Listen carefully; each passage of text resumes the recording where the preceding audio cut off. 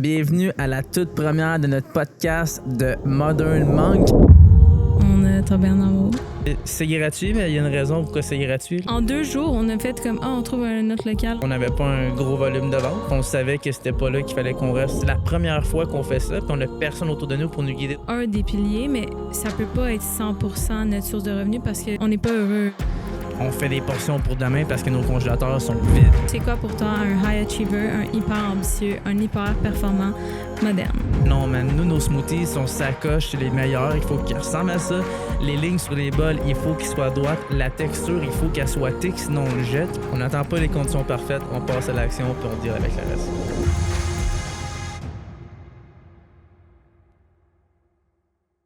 Bonjour à tous, bienvenue à la toute première de notre podcast de Modern Monk. C'est l'épisode 0 présenté par Chaka Club. Soyez indulgents avec nous. Ça fait environ 4 fois qu'on refait notre introduction. On a même filmé un épisode, la caméra marchait pas, fait qu'on recommence. Fait que laisse-nous une petite chance, premier podcast, mais ça fait longtemps qu'on y pense à lancer notre podcast. Ça fait 12 mois qu'on a tous les équipements et qu'on procrastine. Aujourd'hui, ça fait 4 fois qu'on recommence, mais là, c'est la bonne. Exact. Plan de match aujourd'hui, on vous parle, c'est qui ça, moi et Pénélope, peut-être que tu ne connais pas. On vous parle de notre entreprise, Chaka Club, comment que ça a commencé et finalement, pourquoi ce podcast de Modern Monk, ça va être quoi les grandes lignes, pourquoi qu'on l'a lancé. Yes, donc on va commencer par se présenter. Donc, tu peux commencer. Mon nom, c'est Justin, cofondateur de Chaka Club avec Pénélope. Je viens de Saint-Hyacinthe, 27 ans. Les premières années de ma vie, ça a tout été guidé par le football. Dans le fond, pas les premières années, mais tout durant mon école, secondaire, cégep, université, ça a été le football qui a guidé ma vie, qui a guidé mes décisions. Fait que je viens de Saint-Hyacinthe, j'ai déménagé sur la rive-sud de Montréal à Delson. J'ai fini mon primaire là, j'ai commencé mon secondaire là au Collège Charlemagne pour revenir aux sources à Saint-Hyacinthe, école secondaire Saint-Joseph. Jouer au football là. Après ça, j'étais au cégep à Saint-Jean-sur-Richelieu avant d'aller finir mes études à l'Université de Guelph en Ontario en comptabilité. J'étais là pendant 4 ans. Puis c'est durant ma 3e année que j'ai rejoint Pénélope dans le projet. On va en parler en fait un petit peu plus tard. Là. Ouais. Mais petite overview de ma vie, ça ressemble à ça. Toi, Pénélope?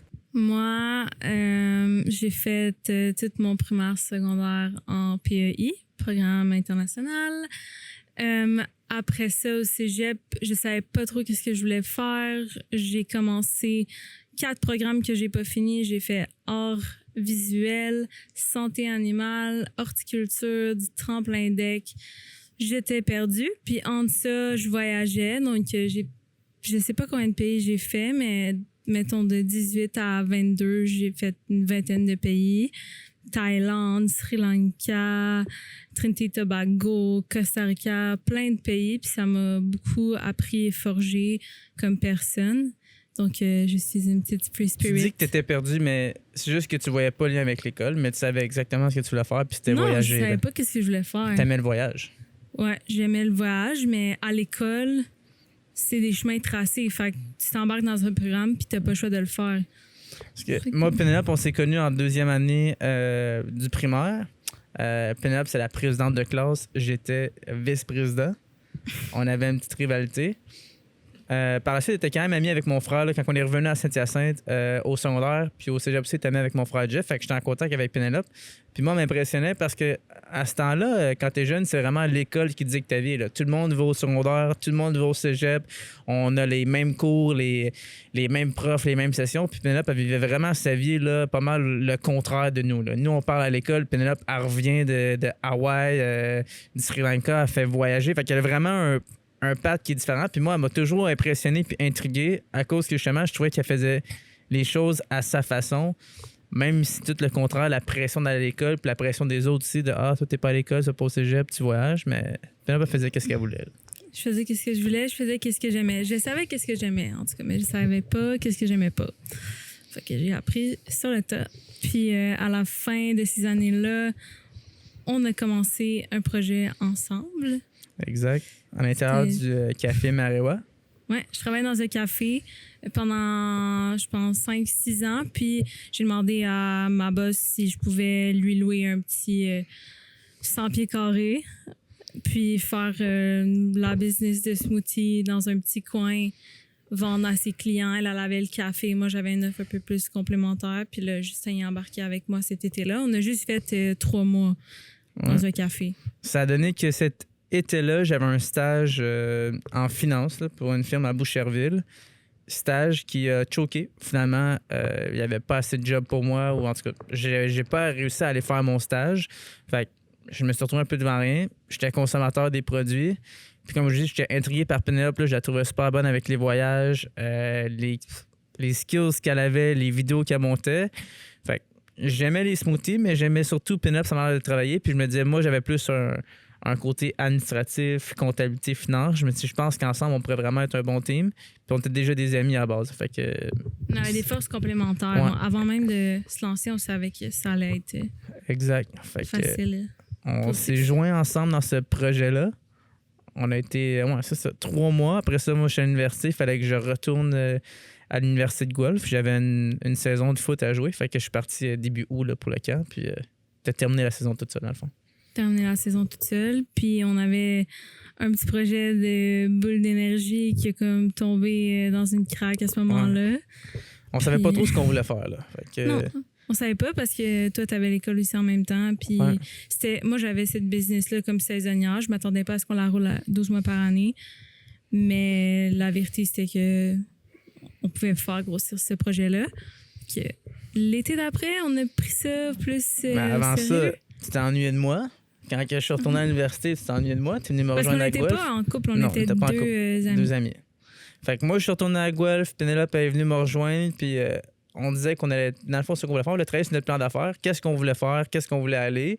Parce que là, on avait terminé de l'eau l'espace chez Marewa, puis on n'était pas sûr encore. Puis on s'est planifié un voyage ensemble aussi durant cet hiver-là. C'est ça, je me rappelais pas qu'est-ce qui est arrivé là. Ouais. On C'est est vrai. allé en Équateur. Mais là, à ce moment-là, on était devenus un couple. Donc, Ouais, quand je t'ai rendu visite, on a tombé en amour. Puis après ça, on est parti en voyage. Fait que ça a encore plus soudé notre relation. Fait Équateur, Mexique, 1 mois et demi, 2 mois pendant la pandémie. Exact, c'était pendant la pandémie. Fait que moi, l'université donnait qu'elle avait refermé en plus. Là, fait que j'avais comme toutes mes cours étaient en ligne début janvier. Fait qu'on était partis en voyage. On avait été cuisiné pour un truc de surf. Puis en échange, on était logés, nourris. Ça a été une expérience assez intense. Mais à travers ça, on savait un peu qu'est-ce qu'on voulait faire. Là. À ce temps-là, on voulait acheter un van pour faire des événements, pour faire la location van life. Fait qu'on avait acheté un van déjà tout aménagé avec un lit, une douche. On a monté un plan de projet en lien avec la SADC. Ouais. Parce qu'à ce moment-là, on n'avait vraiment pas les fonds pour acheter une van aménagée de 50 000. Non. Donc, on a monté le projet en voyage, puis à notre retour, on l'a acheté. C'est ça. Quand on est revenu de voyage, dans le fond, j'ai fini ma session à l'université. Après ça, la transaction du van, elle se concluait. Projet qu'on avait travaillé pendant qu'on était en voyage pour avoir notre subvention pour acheter le van. On a ouvert dans une épicerie qui ne nous chargeait pas de loyer. Puis on avait un autre petit point de vente qui c'était Venise en Québec. C'est des petites maisonnettes, là, un petit marché à Venise. Fait qu'on était son commencé, on avait un van, 2 points de vente. Puis l'épicerie, on n'a pas tant trippé, là. Non, parce qu'on était dans une épicerie, on était limité par sa clientèle, on était comme dans semi-backstore. Ça faisait pas de sens, mais à ce moment-là, on a vu ça comme une opportunité. C'est gratuit, on connaît les gens qui ont l'épicerie, mais on s'est vite rendu compte que c'est pas pour nous. Ça a pris 30 jours, je pense. Ouais, c'est ça, 1 mois. Puis c'est là qu'on s'est rendu compte, c'est gratuit, mais il y a une raison pourquoi c'est gratuit. Là, aussi, c'était pas notre achalandage. On a retourné voir les chiffres. Il y a des journées qu'on avait vendu 0, là, juste aucune transaction. 70-90$, c'était pas mal notre average qu'on faisait. Fait que 30 jours, on a ouvert un autre local. En 2 jours, on a fait comme, on trouve un autre local. On a checké un peu en ligne. Il y en avait un au bord de la rue. On a loué ça, signé le bail, 3 ans. Traversé le stock à travers la rue dans l'autre local. Puis on a ouvert 2 jours après. Là. Puis Venise en Québec, c'est ouvert du jeudi au dimanche. Fait que c'est pas 7 jours semaine. Ça nous permettait d'avoir les 2 points. Mais t'es quand même loin l'un de l'autre. Exact. Mais Puis Saint-Hyacinthe, la réalité, c'est qu'on n'avait pas un gros volume de vente. On savait que c'était pas là qu'il fallait qu'on reste seulement pour grossir la business. Faisant en moyenne 10 à 15 ventes par jour, là, notre local. On était dans une rue piétonnière aussi, une petite allée européenne, kind of. Donc, pas d'auto qui passe directement devant nous. Si tu savais pas qu'on était là, tu n'aurais pas arrêté. Non. Tu serais pas venu. Fait qu'on commençait à regarder pour des locaux à Montréal. On savait que c'est là qu'il y a le plus de population. On faisait des smoothies, produits plant-based aussi. Fait qu'on savait que la communauté qu'on allait rechercher, c'était à Montréal. On avait beaucoup de monde aussi qui nous écrivait. On faisait des événements, il fallait se déplacer à Montréal parce que notre clientèle était là. Fait on savait que si on ouvrait un local, c'était là. Ouais. Ça a été long. Ouais. On avait des lignes directrices pour un local. On voulait vraiment de quoi de lumineux, de grand. Puis on voulait un local que si on s'engageait pour un terme de 5 ou 10 ans, mais on voulait vraiment une place qu'on savait que peu importe quand on se réveillait, dans 10 ans, on allait être fiers de notre local. Là. On voulait pas prendre trop petit, puis après un an, se dire « fuck, on aurait dû aller plus gros parce que ça va bien ». On voulait un local que justement, peu importe ça allait quoi notre stade de business, on allait être fiers de ce local-là. Ouais.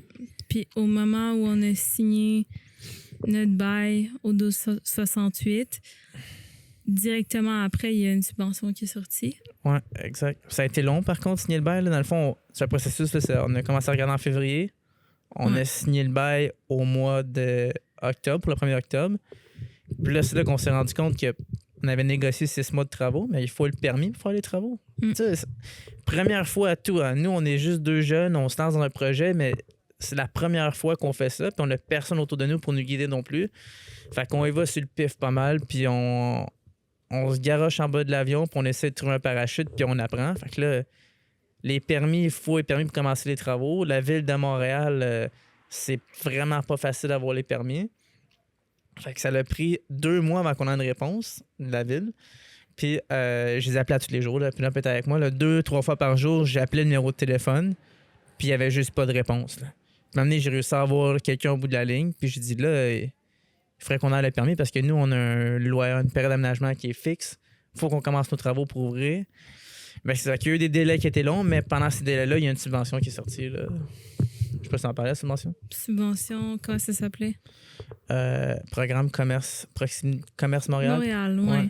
Pour rénover des locaux nouveaux ou même comme déjà loués. Un truc de pointage. Exact. Puis la seule contrainte qui nous refroidissait un peu, c'est que ils donnaient pas les réponses avant fin janvier. Puis nous, on a signé le bail début octobre. Ouais. On a une période d'aménagement de 6 mois, il faut se dépêcher. Octobre, novembre, décembre, janvier, c'était 4 mois sur 6. Puis c'était pas nécessairement un oui. Non. Si on avait un non, là, ça aurait été course. Puis on n'a pas de subvention, tu sais. On pouvait pas commencer les travaux tant aussi longtemps que la ville ne donnait pas une réponse. Puis c'était sur un truc de pointage en fonction du nombre de types de travaux que tu faisais. Plomberie, électricité, intérieur, extérieur, les montants des travaux. C'est un local, il y avait déjà des travaux avant ou non. Ils priorisaient des nouveaux locaux. Oui, exact. L'accessibilité, ton secteur, y a-tu plein d'autres locales autour? Fait que c'est une grille de pointage. Puis moi, je les appelais, puis je leur disais, là, si c'est un pointage, on sait si on a la subvention ou non, mais ils voulaient pas donner de réponse, puis tu peux pas faire tes travaux tant que t'as pas de réponse. Fait que tout ça nous a emmené fin janvier, le 31 janvier ou 30 janvier, on a reçu la réponse d'eux qu'on peut commencer les travaux. Elle a dit que c'était nous qui avions le plus haut pointage. Ouais, fait que c'était sûr que nous, on était pris, mais elle ne pouvait pas nous le dire. Puis c'était même censé comme... On avait jusqu'au 30 novembre pour déposer le projet. Puis techniquement, 30 décembre, c'était fini la révision, puis ils donnaient les réponses, mais délai. Ça s'est rendu jusqu'au 30 janvier avant qu'on ait la réponse pour apprendre qu'on avait le meilleur pointage. Puis... Mais on était prêts le jour d'après à commencer nos gros travaux. Là, c'est ça.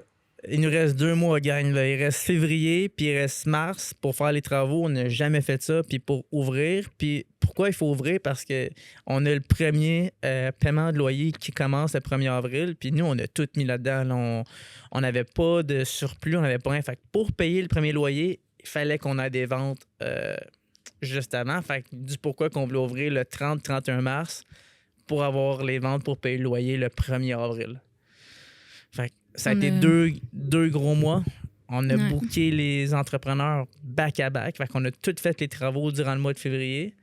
Puis ça, on pourrait peut-être en reparler plus en détail dans un autre épisode, là, mais toutes les surprises inimaginables que vous pensez avoir, on les a eues. Dont un exemple qu'il faut faire des travaux de plomberie.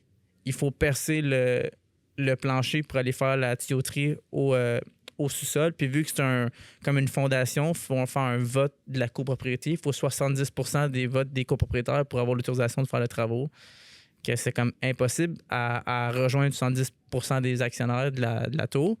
Mais si on a réussi à avoir l'autorisation, mais c'est juste plein de surprises, beaucoup d'apprentissage que ça a laissé tirer tout le mois de février. Puis mars, ça a été le temps d'aménager. Là. Exact. Aménager, puis faire le menu qui n'était pas fini, engager. On avait combien de personnes qui nous aidaient dans ce projet-là? 0. On avait 0. Non, on a tout fait ça nous-mêmes. L'aménagement, tout ce que tu peux penser, les travaux qu'on peut faire, on l'a fait. L'aménagement, les visuels, le branding. Après ça, faire les embauches, faire le menu, faire les photos du menu, faire les ouvertures de compte, le financement qu'on avait, installer un système de caisse. On n'a jamais fait ça. Les premières embauches, l'entrevue, il faut tout faire ça dans un mois restreint, mais il faut tout aussi déménager le stock de Saint-Hyacinthe à Montréal, acheter les nouveaux équipements. Ça a été une grosse période. Oui. Puis on a ouvert officiellement le 30 mars, la journée avant c'est ça. Le paiement de loyer, le premier paiement. Exact. On a réussi à ouvrir le 30 mars, mais là, tu sais, souvent on a déjà parlé de quand les premiers jours, on en parle aussi, on était brûlés, mais pour se rendre à l'ouverture, on était déjà brûlés. Là. Ça a été 2 mois de malade non-stop. Des imprévus à gauche et à droite. Fait tout le temps un peu sur le stress, en mode réaction, trouver des solutions. Mais beaucoup d'apprentissage. Puis on n'a pas de mentor non plus à ce moment-là. On n'a pas de personnes ressources. On fait nos recherches en ligne. On apprend sur le tas. Puis le jour 1, il faut ouvrir un restaurant centre-ville de Montréal. On n'a jamais eu d'équipe. Non. On n'a aucun skills de... C'est aussi juste faire une ouverture. On n'a jamais fait d'ouverture. Comment qu'on fait la promotion d'un nouveau restaurant qui ouvre? On n'a pas non plus le flow de commandes. Fait que là, on installe un peu ça n'importe comment. Exact. On overstaff. On a des amis qui sont venus nous aider cette journée-là. On est 8 derrière le comptoir, mais on n'a aucune idée comment fonctionner. Comme la première commande qui rentre, quel flow elle va faire avant de se rendre dans les mains des gens. Puis, comme de fait, il y a eu beaucoup de monde à notre ouverture. Beaucoup de gens qu'on connaissait. Ça, c'est une bonne chose parce qu'ils sont un petit peu plus indulgents, mais... Puis encore là aussi, on parle du staff, mais la réalité aussi, c'est que vu qu'on investit dans notre projet, on peut pas se permettre d'embaucher le staff un mois d'avance, perdre de l'inventaire à leur faire des smoothies, puis leur faire des smoothies. On n'a pas cet argent-là pour perdre l'inventaire puis les payer non plus. Fait on les a comme embauchés une semaine avant. Combien? 4 personnes? Ouais. Pas 6. Peut-être 4 personnes, 4-5 personnes qu'on a embauchées. Une journée, ils sont venus, on leur a montré c'est quoi les grandes bases un peu. Puis après ça, tard, on était rendu à l'événement d'ouverture, puis on a eu du monde. Ouais, on a eu du monde. Puis la journée d'après, on a perdu 2 personnes. Il nous restait juste ta soeur avec nous. Non, il nous restait l'anglophone. On avait une anglophone qui parlait 000 français, ouais. Mais Malak qui était plus part-time avec nous, là, mais ouais, on a perdu... On avait comme embauché 6 personnes, mais juste avant l'ouverture, il y en a 2 qui s'étaient pas présentés. Fait qu'il nous en restait 4 la journée d'ouverture. Après ça, on a perdu 2 autres personnes. Il y en a qui ont trouvé ça difficile. La journée d'ouverture, il y a du volume, il n'y a pas d'organisation. Je les comprends. Là. Exact. Mais ça a fait que le 1er avril, on se retrouve juste moi puis Justin avec des heures d'ouverture de malade. On est ouvert de 7h à 9h le soir. Ouais. Fait qu'on se lève à 6h. Parce que nous, on habitait à ce moment-là à 30 minutes en auto environ. Fait qu'on se lève à, 5h30, 6h. On s'en va là-bas, puis on reste toute la journée jusqu'à 9h30. On arrive chez nous, il est 10h30. On soupait à 11h le soir. Ouais. On se réveillait à... Mais moi, je me réveillais pas, mais toi, tu te réveillais à 2-3 heures du matin pour aller mettre notre chandail dans la sécheuse. Pour que ça ait le temps de sécher avant Parce que là, on portait tout le temps les mêmes chandails et on faisait que travailler. Là. Mais dans le fond, les 2 mois avaient tellement été intenses que c'est comme si on n'avait jamais vraiment pensé à plus loin. T'sais, on dit la première urgence qui est là, bon, ben, faut finir la plomberie, il faut finir l'électricité, il faut finir ça. Après ça, c'est bon. Il faut ouvrir. C'est une fois qu'on est ouvert, là, OK, demain, on est ouvert, il y a des heures d'ouverture, il faut que quelqu'un y rentre. Fait qu'on s'est comme retrouvé là. Pas de staff, c'était le gros achalandage. Comme tu sais, on est ouvert de 7h le matin jusqu'à 9h le soir. On embauche quand, là? parce qu'il y a juste moi, Penelope, qui fait des smoothies, qui sait comment faire les smoothies, puis qui travaille. Fait que pas le temps de faire des embauches. On a une personne qui vient, mettons, qui rentre. On l'amène à le milieu de la journée pour nous aider parce que c'est là qu'il y a le plus de monde. Fait qu'elle apprend ni les open, ni les close. Puis à travers ça, il y en a qu'on place dans des moments de rush. Exact. Day one, ils capotent. Puis ils s'en vont, ils reviennent pas. C'est ça, c'est fini.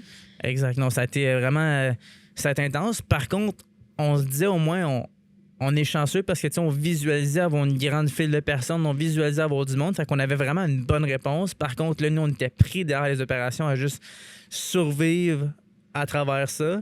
Fait que ça a été un 2 mois et demi là, intense, là, non-stop, 7 jours semaine. On était là de 7h le matin, 6h30 le matin jusqu'à 9h30, 10h le soir. Puis là, on était tellement brûlés que comme on a décidé que chacun notre tour, on allait partir à 7h, aller faire le souper à une demi-heure d'auto, exact.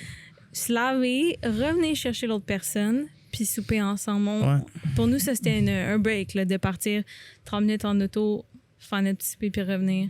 On n'avait pas de plan de formation pour les nouveaux employés, puis on n'avait surtout pas de système en place qui nous permettait de pouvoir laisser quelqu'un là sur place qui sache quoi faire. Exemple, open, close, là.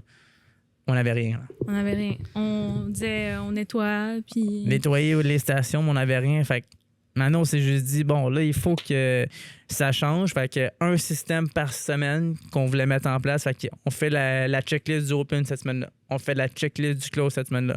On trouve un app pour créer les tâches. Les tâches de ménage. Ça a tel jour on va faire ça. Mais ça, c'est venu aussi plus en basse saison, comme quand on est rentré en automne, parce que tout l'été, on était tellement pris dans juste comme servir le mieux qu'on pouvait. Ouais. Il y a des soirs aussi, tu partais parce qu'on n'avait plus rien dans le congélateur. Là. Non, exact. Tu partais, tu allais chercher des bananes, tu revenais, on faisait ça à 11h le soir en pleurant. Puis on avait les portions, nous, on portionne d'avance pour que ça gèle. Fait que pour que les servir le lendemain, il faut que tout soit portionné la veille. Fait que je me rappelle une soirée, mais j'avais appelé ma mère, j'avais appelé mon chum, aller aux épiceries, ramasser toutes les bananes bio que vous pouvez trouver, ramener ça, puis on fait des portions pour demain parce que nos congélateurs sont vides. Là. Puis en plus, on avait le food truck qu'on n'a pas délaissé. On avait déjà booké des événements. Cette année-là, ouais. En mai, on avait un événement. C2 Montréal. C2, oui. Puis à ce moment-là, on a eu comme 2-3 démissions cette journée-là, mais moi, j'étais dans le food truck, toi, t'étais au comptoir. En même temps, on reçoit toute la livraison de la terrasse. 12 tables, 50 chaises dans des boîtes. Dans des immenses caisses en bois. Là. Ouais, non, là, on capotait. Là. Puis là, quand ça a mouillé, une grosse orage, on a plus de staff. Là, on a eu un petit breakdown au mois de mai. Là, on s'est vraiment remis en question, mais... C'est comme on est content parce que, man, on vend, on a du monde, on vend, mais le background, c'est qu'on file vraiment pas bien. On sait pas qu'est-ce qu'on fait. On se sent tout seul. On a personne pour nous aider. Fait que c'est... Tu vas te coucher, puis demain, tu espères que ça va être mieux, puis c'est une journée à la fois. Là. Ouais. Oshiaga, Sanig, durant l'été, qu'on avait fait fin août aussi. Fait que non, ça a été une grosse première année. Puis même Oshiaga, il y a des fois où on a juste give up. On a dit qu'on s'est engagé à faire un événement, on laisse le staff qu'on a live, puis ça l'allait pas bien. Là. Non, exact. On se ferme un peu les yeux là-dessus. Ouais. On se ferme les yeux. On a accepté qu'il y a des fois, c'est pas comme on souhaitait que ça soit. Exact. Mais c'est ça aussi pas qui nuisait, mais on a des standards élevés dans tout ce qu'on fait. Fait que même si les smoothies, c'est un produit de grande chaîne, des fois du Good Juice, que c'est comme une industrie de restauration rapide, non, man, nous, nos smoothies sont sacoches, c'est les meilleurs. Il faut qu'ils ressemblent à ça. Les lignes sur les bols, il faut qu'ils soient droites. La texture, il faut qu'elle soit thick, sinon on le jette. Fait qu'on était vraiment piqués sur la qualité, sur la présentation. Parce que c'était difficile de justifier le prix. Nous, on le justifie avec les ingrédients à l'intérieur. Fait qu'on compare un smoothie ailleurs de notre compétiteur, 9,90. Le smoothie coûte 10 $, mais il y a banane, beurre d'arachide, protéines à l'intérieur. Nous, on a 15 ingrédients, glutamine, créatine, protéines, B12, la meilleure qualité que tu peux trouver. Fait que nos smoothies nous coûtent extrêmement plus cher que la compétition. Fait qu'on les vend plus cher. Mais pour le client, lui, s'il ne connaît pas l'ingrédient, il ne verra peut-être pas la valeur ajoutée. Fait qu'il y en avait beaucoup qui se fait vraiment au visuel de nos smoothies. Fait qu'il fallait vraiment qu'on soit assidu là-dessus. Là. Ouais. Fait que, ça a été une grosse année. Puis dans le fond, on a été sur cette autopilote. OK, oui, ça marche. C'est bon. Ça enregistre? Yes. On a eu un petit problème technique. Ça se peut que vous ne m'ayez pas vu pendant quelques minutes. On a perdu Penelope une couple de minutes. Leçon du jour, tout de suite. Si vous faites quelque chose pour la première fois, ça va vous prendre 3 fois plus de temps que vous le pensez, puis ça va se passer aucunement comme que tu l'avais planifié. Puis aussi, normalement, il faudrait peut-être qu'on ait quelqu'un qui check qu'est-ce qui se passe niveau caméra et son. Mais là, c'est moi qui essaie de faire ça avec mon ordi en même temps, qui est de suivre les lignes et faire le podcast. Fait que c'est pas parfait, mais... On n'attend pas les conditions parfaites, on passe à l'action puis on deal avec le reste. Ouais.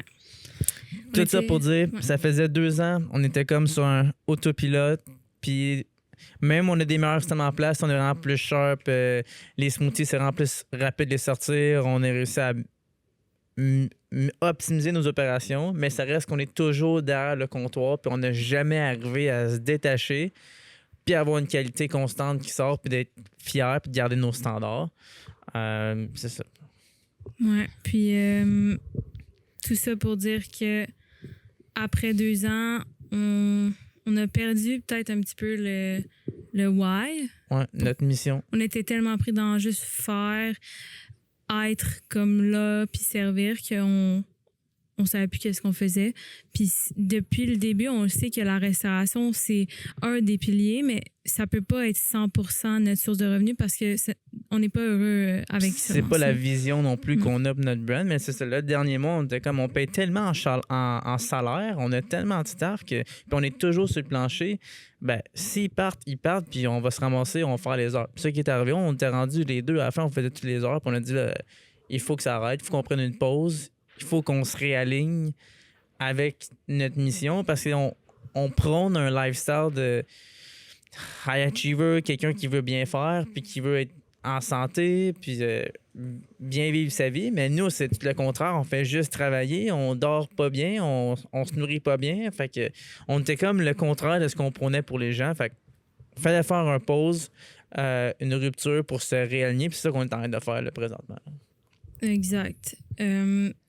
Puis, on a mis en mots la mission de chacun. Partager. Ici. On veut aider les hyper ambitieux modernes à vivre à la hauteur de leur plein potentiel. Donc, c'est quoi pour toi un high achiever, un hyper ambitieux, un hyper performant moderne? Comment je le vois, c'est qu'un hyper achiever, hyper ambitieux, c'est quelqu'un qui va toujours vouloir se dépasser puis atteindre un objectif, il y en a un autre. Mais le mot moderne vient du fait qu'aujourd'hui, on voit comme plus, sans dire le mot balance, c'est que les gens ils veulent avoir un équilibre puis être bons dans plusieurs aspects de leur vie.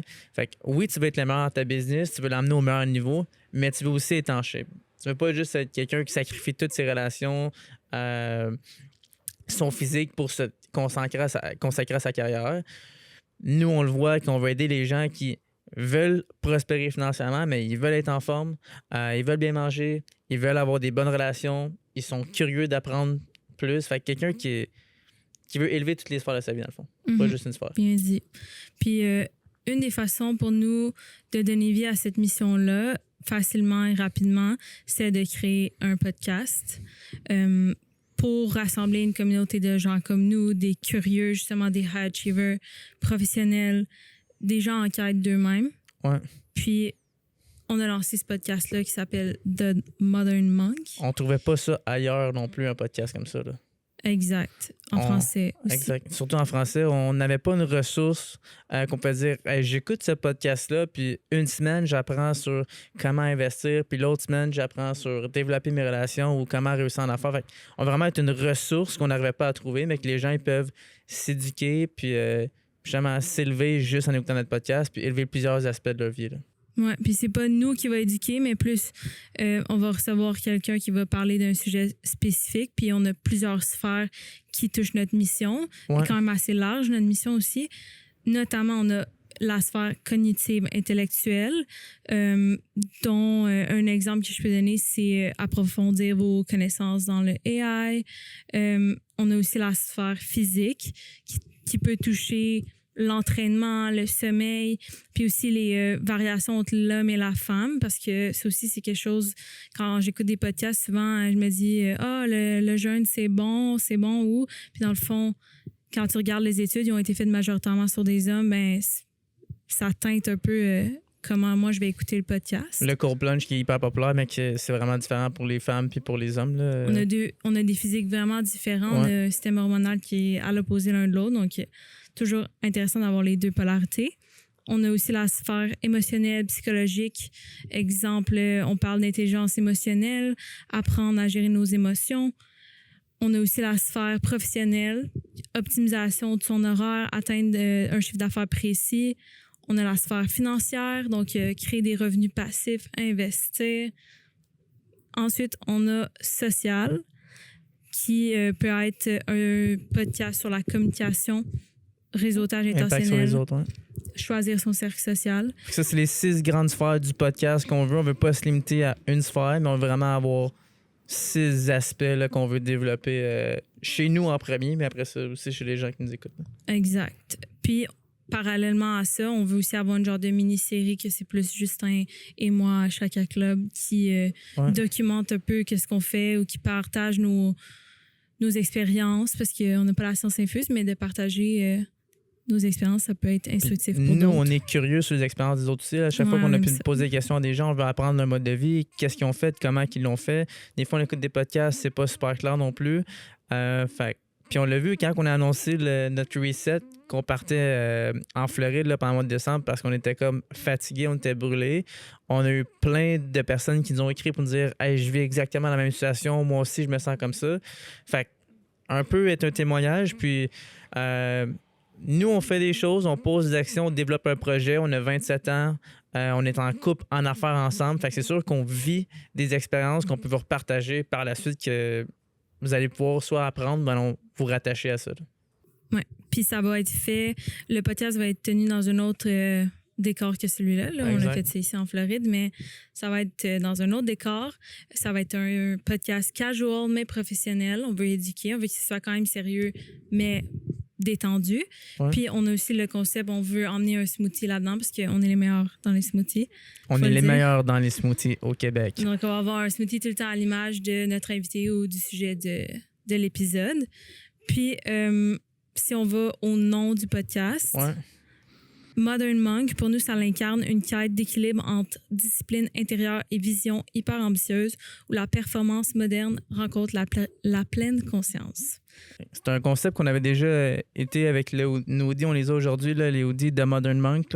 C'est un peu l'attitude du moine qui va comme être un guide pour atteindre nos objectifs. Là. Fait qu'on veut être quelqu'un qui, pas d'avoir plein de distractions, je pense que tu veux être la meilleure personne ou la meilleure dans un aspect, il faut que tu dédies ta vie un peu à ça. Fait qu'avoir moins de distractions, te sacrifier sur un projet, mais le faire en étant conscient aussi. Fait que pas oublier le pourquoi des choses. Mais avoir une discipline dans ton day-to-day. Fait que pour nous, le manque représentait vraiment la bonne attitude à avoir là, pour le high achiever, le high ambitieux. Exactement.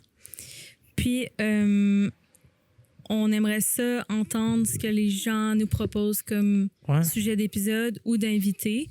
Ça peut être n'importe quel sujet qui touche les 6 sphères qu'on a nommées. On est vraiment ouvert là-dessus, mais on aimerait savoir des si vous connaissez des gens que vous savez qui ont des connaissances qui méritent à être connus ou que vous intéresserait d'entendre cette personne-là, n'hésitez pas à nous écrire les recommandations. Nous, on va les contacter. Si vous avez des questions pour nous aussi. Des questions importantes pour le partage de notre expérience. Des fois, on sait comme pas trop où aller, mais d'avoir des questions, ça nous enligne sur qu'est-ce que vous pensez qui est intéressant à entendre. Ouais, fait qu'on est un jeune couple entrepreneur. On sait pas trop qu'est-ce qu'on fait. On n'a pas vraiment de plan, mais on pose des actions, on apprend. Puis là, avec le podcast, on veut vraiment créer notre communauté puis vous redonner en même temps un peu là, les expériences qu'ils nous ont appris. Exactement. Donc, n'hésitez pas à vous abonner. Là, c'est sûr, c'est cheesy un peu dit comme ça, mais on lance ça, on va mettre ça sur Spotify, YouTube. Donc, Spotify, YouTube, Instagram, TikTok. Allez vous abonner pour suivre notre quête d'excellence, à devenir le plus gros brand de smoothie, mais aussi pour vous aider à devenir, à atteindre votre plein potentiel là, dans votre vie. Yes. Merci.